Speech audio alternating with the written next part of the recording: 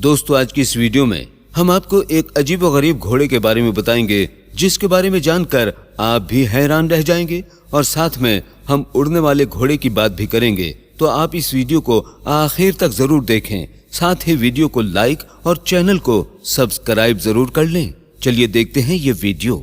दोस्तों, एक गांव का रहने वाला एक आदमी बहुत ही गरीब था। वो गरीब तो था, लेकिन वो बहुत सबरीला यानी सब्र करने वाला था। उस गरीब आदमी के पास एक घोड़ा था, जिसको देखने के लिए दूर दूर से लोग आते थे। उसने अपने घर के पास ही एक छोटा सा अस्तबल बना रखा था, यानी घोड़े के लिए एक अस्तबल बना दिया था। उसका इश्क और कुछ नहीं, बस एक घोड़ा ही था।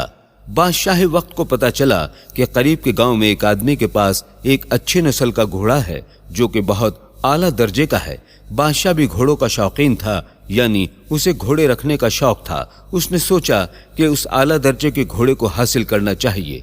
चुनांचे बादशाह अपने कुछ साथियों के साथ उस गरीब आदमी के पास आया और कहने लगा, अगर ये वीडियो आपको पसंद आ रही है तो चैनल को सब्सक्राइब करते रहें।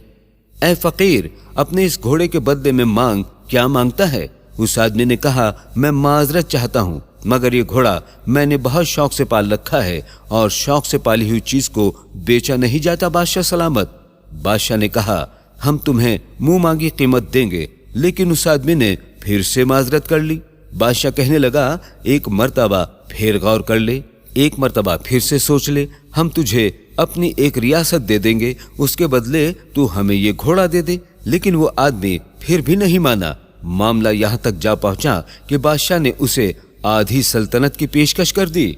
उस आदमी ने कहा, बादशाह सलामत, अगर ये बेचने वाली चीज होती तो मैं आपको पहले ही दे देता, लेकिन इसका कोई मोल ही नहीं है, ये मेरे लिए अनमोल है।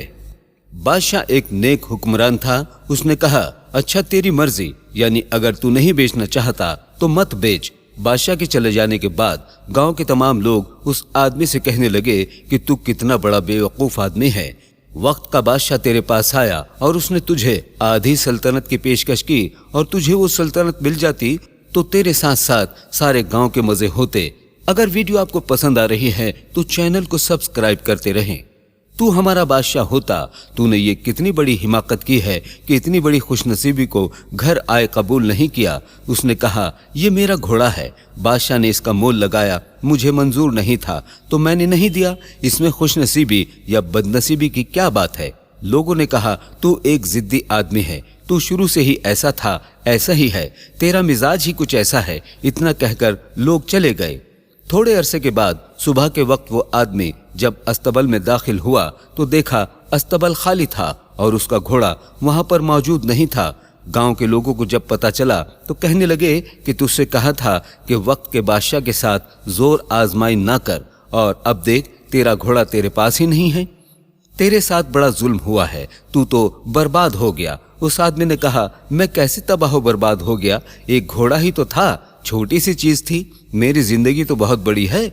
लोगों ने कहा, तू नहीं मानेगा, तू बेवकूफ आदमी है, तुझे अल्लाह ने अकल ही नहीं दी। ये कहकर सब लोग वापस चले गए।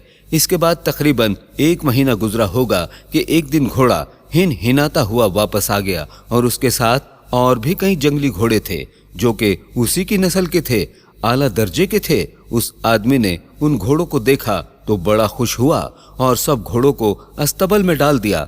गांव के लोगों को जब पता चला तो कहने लगे, अरे तू तो बड़ा खुशनसीब है, तुझे न सिर्फ तेरा खोया हुआ घोड़ा वापस मिल गया, बल्कि उसके साथ कुछ और घोड़े भी मिल गए। अगर ये वीडियो पसंद आ रही है तो चैनल को सब्सक्राइब करते रहें। उस आदमी ने कहा, घोड़ा था, चला गया था, अब वापस आ गया है। तुम एक वाकया पकड़ लेते हो और तुम नालायक लोग समझते नहीं और आकर कहते हो कि क्या खुशनसीबी है और क्या बदनसीबी है। दोस्तों, वो सब जंगली घोड़े थे और अब उनको संभालना बड़ा मुश्किल काम था। उस आदमी का एक इकलौता बेटा था, जो उसे जान से भी ज्यादा अजीज था। बेटे ने अपने बाप से कहा कि ये जंगली घोड़े हैं, मैं इनको सुधार दूंगा। चुनाचे उसने सबसे सेहतमंद घोड़े को पकड़ा और उसके मुंह में लगाम देकर उसके ऊपर चढ़ा और उस घोड़े को चलाने की कोशिश करने लगा। लेकिन उसका बेटा घोड़े से गिर गया और उसकी टांग की हड्डी टूट गई। उसका बाप उसे उठाकर घर ले गया। गांव के लोग उसके पास आए और कहने लगे कि तेरा एक ही बेटा था, तू ही मारा गया। तबाह बर्बाद हो गया, तेरे घर में मुसीबत ने डेरा डाल लिया है, तेरा बेटा अपाहिज हो गया है। थोड़े दिनों के बाद बादशाह की जंग शुरू हो गई और बढ़ती ही गई, लिहाजा लोगों को जबरदस्ती फौज में भर्ती किया जाने लगा।